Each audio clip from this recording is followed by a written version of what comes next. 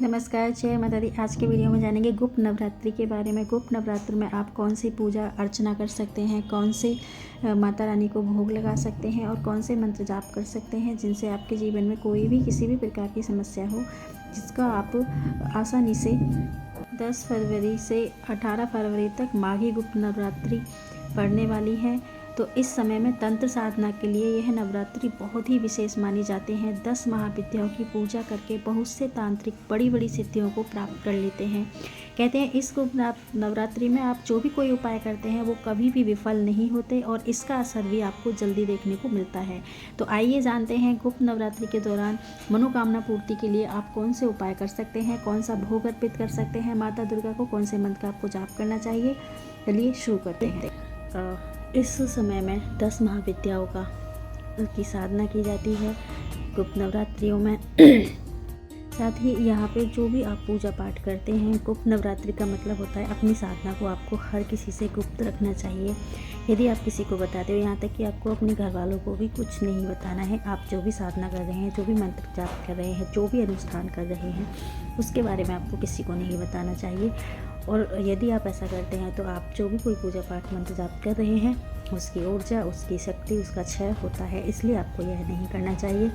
किसी को नहीं बताते हुए आपको अपनी पूजा पाठ गुप्त तरीके से करना चाहिए। आपकी जो भी विशेष मनोकामना है, अपनी विशेष मनोकामना के अनुसार आप यह जो 9 दिन हैं इनमें आप क्या क्या कर सकते हैं गुप्त नवरात्रि में। देखिए, यदि आपको धन की कामना है तो आप श्री सूक्तम का अनुष्ठान खुद से कर सकते हैं या फिर आप किसी ब्राह्मण से करा सकते हैं।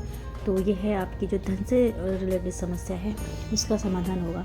आपको यदि माँ दुर्गा की कृपा की ही प्राप्ति के लिए आपको कोई साधना करनी है तो माँ दुर्गा के मंत्र हैं सर्वमंगल मांगल्ये शिवे सर्वार्थ साधिके शरण्ये त्र्यंबके गौरी नारायणी नमोस्तुते। यह जो मंत्र है, आपकी जो भी कोई कामना है ना, आपके हर घर में अगर कोई मंगल कार्य नहीं हो रहा है तो आप इस मंत्र का जाप कर सकते हैं, इस मंत्र का आप अनुष्ठान कर सकते हैं।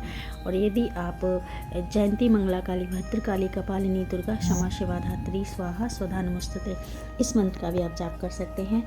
आपको कम से कम 108 बार तो एक माला तो आपको रोज़ करनी चाहिए। सुबह शाम आप एक एक माला कर लीजिए। यदि हो सके तो आप 5 माला, 11 माला, 21 माला, जितनी भी आप इस समय में ज़्यादा से ज़्यादा मंत्र जाप करेंगे तो आपको जो नॉर्मल समय में आप पूजा पाठ करते हैं, मंत्र जाप करते हैं, उसका कई गुना ज़्यादा फल मिलता है गुप्त नवरात्रियों में। तो आपको यह जो मंत्र जाप में अवश्य करनी चाहिए। यदि आप विवाह की इच्छा रखते हैं तो माँ कात्यायनी का आपको मंत्र जाप करना चाहिए।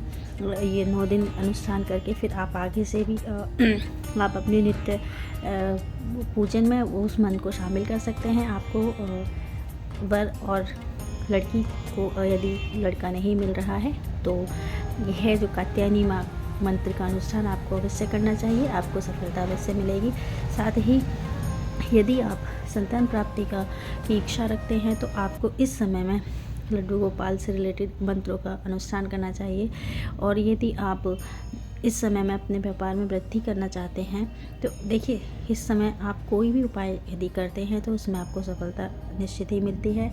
और यह आपको अपनी कामना के अनुसार ही इस समय में जाप करना चाहिए। यदि आप चाहते हैं, आपको कोई कामना नहीं है, आप निष्काम भावना से भी मंत्र जाप कर सकते हैं। माँ भगवती दुर्गा की आपको कृपा प्राप्ति के लिए यदि आप चाहते हैं तो आपको जयंती मंगला काली भद्रकाली कपालिनी दुर्गा क्षमा शिवा धात्री स्वाहा सदा नमोस्तुते, इस मंत्र का जाप ज़्यादा से ज़्यादा आपको करना चाहिए। साथ ही नावाण मंत्र के लिए बहुत से बताते हैं कि नावाण मंत्र की साधना आपको करनी चाहिए। देखिए, यदि आप किसी गुरु के सानिध्य में यदि आप करते हैं तो ही करें। आप ऐसे ही वीडियो देख के या कहीं नेट से उठाकर नावाण मंत्र की साधना आपको नहीं करना चाहिए। ब्रह्मांड का सबसे शक्तिशाली मंत्र है। इस मंत्र से शक कम किए जाते हैं। बहुत ही ज़्यादा शक्तिशाली मंत्र है, इसलिए आपको बिना किसी गुरु के सानिध्य में इस मंत्र का जाप नहीं करना चाहिए। साथ ही आप इस समय में 10 महाविद्याओं की भी साधना की जाती है बड़े ही गुप्त तरीके से। जो भी घोरी तांत्रिक जो बड़े बड़े सिद्ध होते हैं वो इस समय में साधनाएं करते हैं। एक नॉर्मल गृहस्थ इंसान को भी इस समय में कुछ नहीं कर सकते। तो माँ दुर्गा के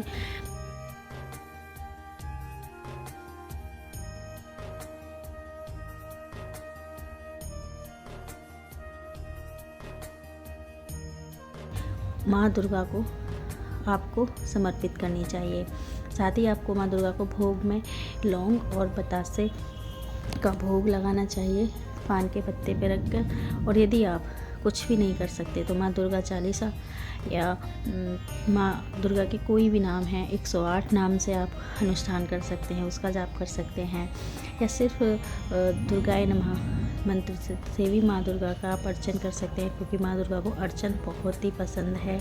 आप 32 नाम से भी माँ दुर्गा का अनुष्ठान कर सकते हैं, जाप कर सकते हैं। आप ज़्यादा से ज़्यादा जाप करें 32 नामावली से कम आपको 32 पाठ तो करनी चाहिए। और यदि 32 करके आप ऐसे 5 पाठ करते हैं तो आपको सफलता मिलेगी बहुत ही ज़्यादा। आप 10 दिन के अंदर यदि 1000 पाठ कर लेते हैं दुर्गा 32 नामावली के, तो उसमें वर्णन किया गया है दुर्गा सप्तशती में कि ऐसा कोई भी कार्य नहीं जो साधक सिद्ध नहीं कर सकता हो। और उसके बाद आपको मधु और तिल मिश्रित सामग्री बनाकर आपको माँ दुर्गा के 32 नामों से हवन अवश्य करना चाहिए।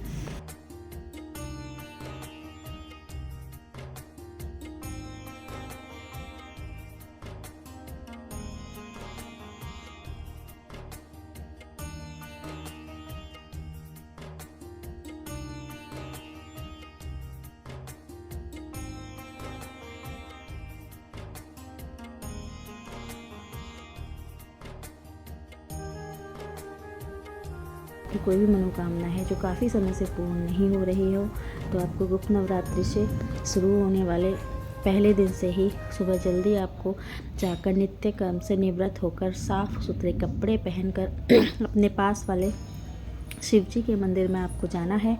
वहाँ जाने के बाद आपको शिव जी के मंदिर की साफ़ सफाई करनी है और ओम नमः शिवाय मंत्र का जाप करते हुए भगवान भोलेनाथ का आपको पंचामृत से स्नान कराना है। कच्चा दूध, दही, घी, शहद व शक्कर मिश्रित करके पंचामृत बनाया जाता है। इससे आपको भगवान भोलेनाथ का स्नान कराना है। इसके बाद शुद्ध जल में गंगा जल मिलाकर भगवान भोलेनाथ को अर्पित करना है। उसके बाद चंदन का लेप करके शिवलिंग पर पुष्प आपको अर्पित करने हैं। बेलपत्र भोलेनाथ को चढ़ाने हैं। दीप धूप समर्पित करने के बाद भगवान भोलेनाथ की जो आप पूजा अर्चना कर रहे हैं उसी दिन आपने मान लो नवरात्रि 10 फरवरी से शुरू है, आपने पहली 10 फरवरी से प्रतिपदा तिथि से आप यदि ये पूजा स्टार्ट कर रहे हैं तो आपको 40 से 45 दिन ये कंटिन्यू उपाय करना है। उसी दिन रात को आपको 10 बजे के बाद अग्नि प्रज्वलित करके नमः शिवाय मंत्र का जाप करते हुए शुद्ध देसी घी से 108 आहुति देनी है। इसके बाद भगवान शिव जी के सामने बैठकर लगातार आपको 40 से 45 दिनों तक नित्य ओम नमः शिवाय जो पंचाक्षरी मंत्र है, इस मंत्र का कम से कम 5 माला 11 माला कर सके तो और अच्छी बात है। यथाशक्ति आपको जाप अवश्य करना चाहिए। इससे आपकी जीवन में भोलेनाथ का आशीर्वाद से जितने भी आपके काम बिगड़ रहे हैं, कोई भी कार्य जो भी आप चाहते हैं, आपको मनोवांछित फल की प्राप्ति होगी। ऐसा है, आपको जानकारी पसंद आई होगी। ऐसे ही और इन्फॉर्मेटिव वीडियोज़ के लिए मेरे चैनल को सब्सक्राइब करें और वीडियो को ज़्यादा से ज़्यादा शेयर करें। धन्यवाद।